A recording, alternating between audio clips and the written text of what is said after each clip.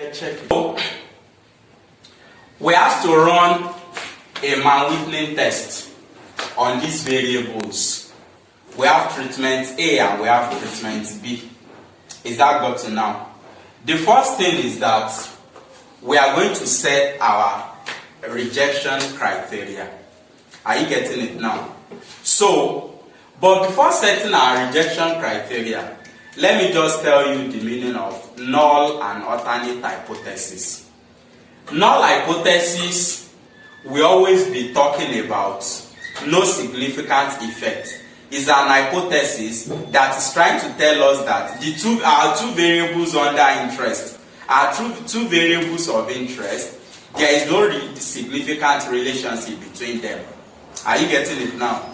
But alternate hypothesis is an hypothesis that will always show to us that there is a significant relationship between our two variables of interest. Is that got to now? For instance, now let me try to clarify that.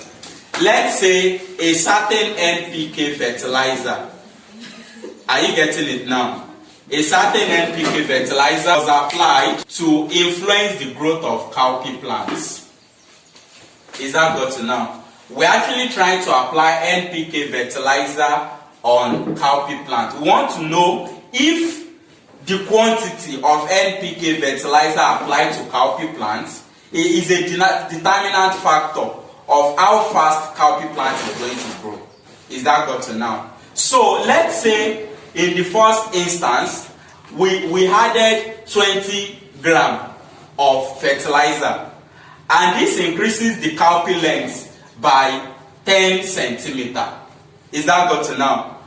After adding 50 gram, we just discovered that the cowpea also grow with 10 centimeter. It means quantity of fertilizer applied is not really a determinant factor to how fast the cowpea plant can grow. Is that got to now? So if you want to draw an hypothesis there, it means there is no relationship between the rate at which fertilizer is applied to influence the growth of cowpea plants and the rate at which cowpea plants grows. Is that got to now? So that is a null hypothesis. A null hypothesis will always be telling us that relationship do not exist between variable A and variable B. While alternate hypothesis will always tell us that a certain relationship exists between variable A and variable B. Are you getting it now? Also, null hypothesis will tell us that A does not have any effect on B, and alternate hypothesis will tell us that A has an effect on B. Is that got to now? So, before now running our Mann-Whitney test, the first thing we want to do is that we are going to set our rejection criteria. Are you getting? We have two treatment groups, treatment A and treatment B. Is that got to now? So, our rejection criteria now is that we are setting a null hypothesis. Are you getting it now? And what will be the statement of our null hypothesis? Our null hypothesis will be stated that there is no significant relationship between the two treatments, which is treatment A and B. Is that got to now? For us to now know that we need to reject or accept our null hypothesis, if our U starts, how do we get our U starts? By calculating the U value from the value given. Are you getting it now? So if after calculating the U value here, we discover that our U value is lesser than the table value, then we have to reject our null hypothesis. Is that got to now? That means there is relationship, as opposed to our null hypothesis that believe there is no relationship. Is that got to now? So that said, the first step we need to take when running a Mann-Whitney test is to determine the total number of scores we have. How many scores do we have under each treatment? 1, 2, 3, 4, 5, 6, 7, 8, 9, 10, 11, 12. We have 12 scores, right? Let us ascribe 1 to 12 and rank them. Is that got to now? So 1, 2, 3, 4, 5, 6, 7, 8, 9, 10, 11, 12. Now, to start our ranking now, we start with the smallest number. Is that got to now? We start with the smallest number. Our smallest number is what? 2. Are you getting it now? So number 1 is 2. Ranks. What about the second one? The second, we also have another 2, Abi. Yes. We rank that other 2 as number 2. What else? What is next after 2? 3, right? We rank 3 as number 3. Just like we are rating position. Are you getting it now? What's the fourth, the next one? 4. We rank 4 as number 4. What about the fifth one?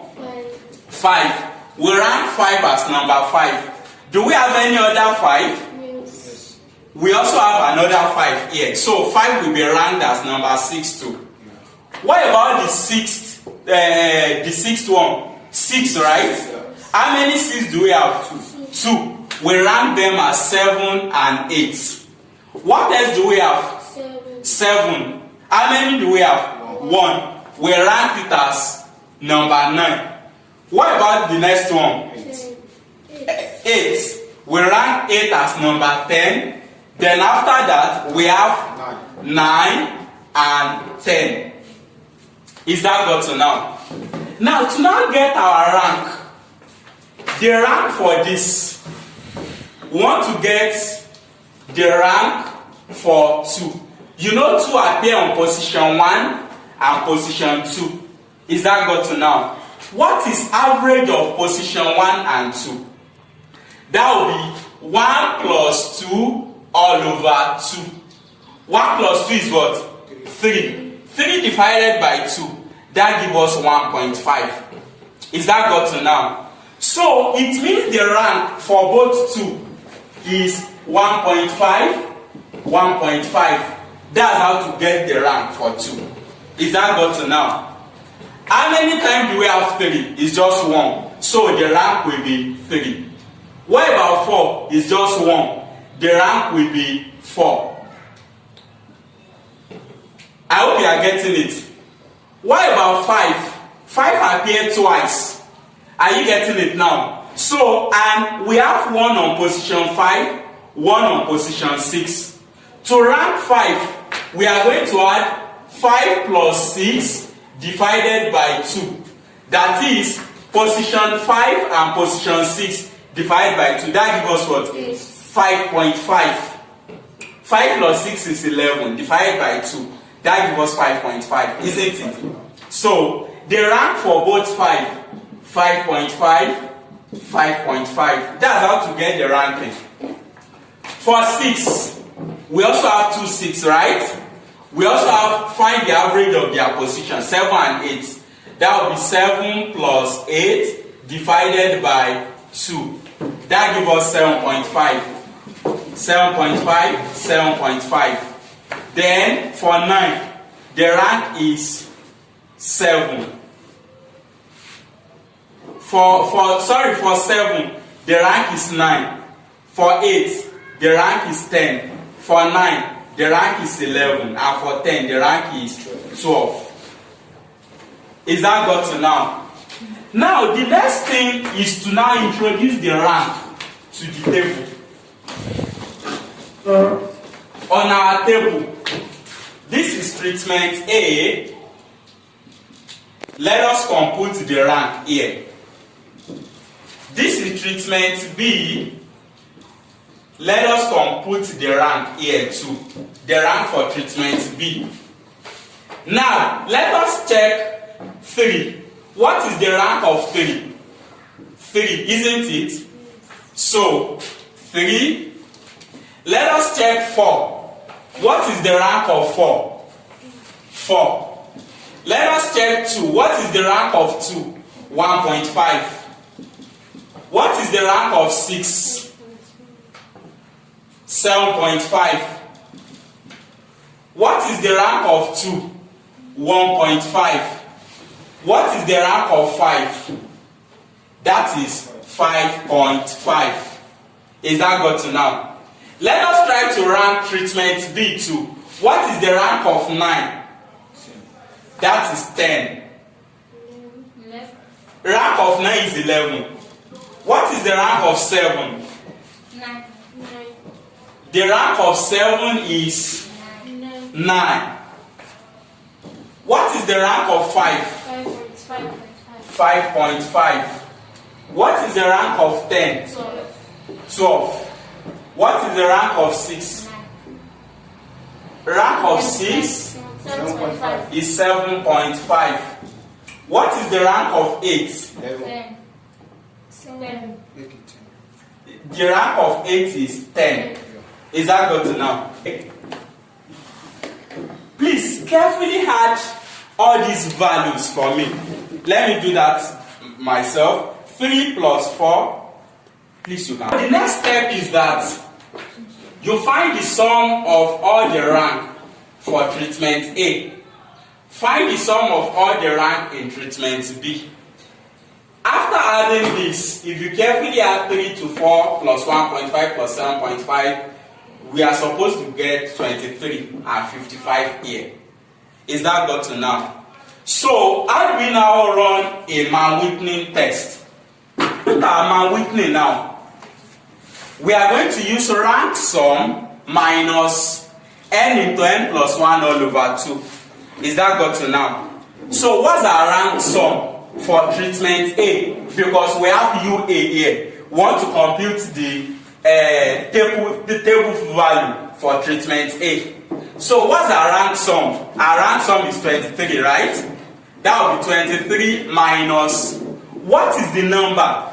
The total number of treatment of values we have under treatment A is 6. 1, 2, 3, 4, 5, 6. That will be 6 into bracket. Our n is still 6, right? 6 plus 1 all over 2. That will be 23 minus 6 plus 1 is what? 7. 7 times 6. 7 times 6 is what? 2. 42 divided by 2. 21. So everything UA will give us 2. I hope that is clear. So let us compute UB now. What is the rank sum for treatment B? 55. 55 minus, what is the n? The number we have in the treatment. 1, 2, 3, 4, 5, 6. 6, right? 6 into brackets 6 plus 1 all over 2. That gives us what? 55 minus 21. 55 minus 21 gives us what?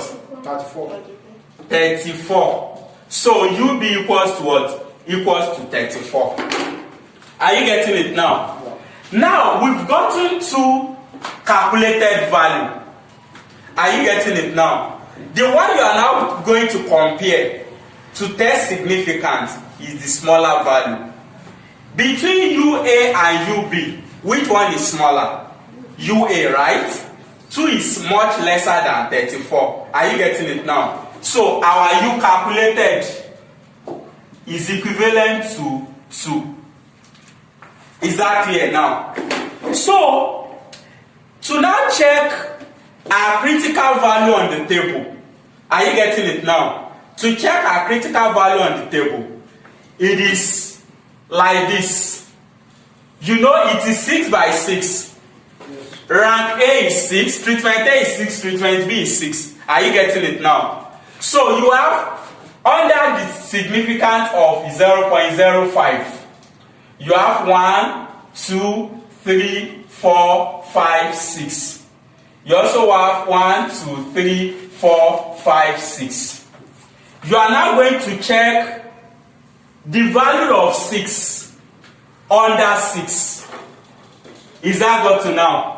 You know it's 6 row by 6 column. Are you getting it now? It's 6 by 6. Both treatments are 6, 6. Is that got to now? So, when you check 6 under 6, the value you will have on the table is going to be 5. Is that got to now? So after checking the table, our U critical is also known as the table value, is equivalent to 5. Is that got to now? Between our calculated value and the table value, which one is greater? Our table value is greater than the calculated value, isn't it? Yes. So U calculated is lesser than U critical, because U calculated is 2 and 2 is lesser than U critical, which is table value, which is 5. Is that got to now? Yes. And what's our rejection criteria? Rejection criteria shows that once our calculated value is lesser than the critical value, the meaning of that is that there is a significant relationship between treatment A and treatment B. Are you getting it now? Since this shows that there is a relationship, and our null hypothesis is that there is no relationship. You know, before I started this lecture, I tried to explain the difference between null and alternate hypothesis. There are hypotheses that believe that there is a relationship between the two given variables is an alternate hypothesis. And the one that believe that there is no relationship between the two given variables is null hypothesis. Are you getting it now? So since our calculation shows that there is a relationship, and our null hypothesis believe that there is no relationship, it means we have no choice at this point than to reject our null hypothesis. Thank you.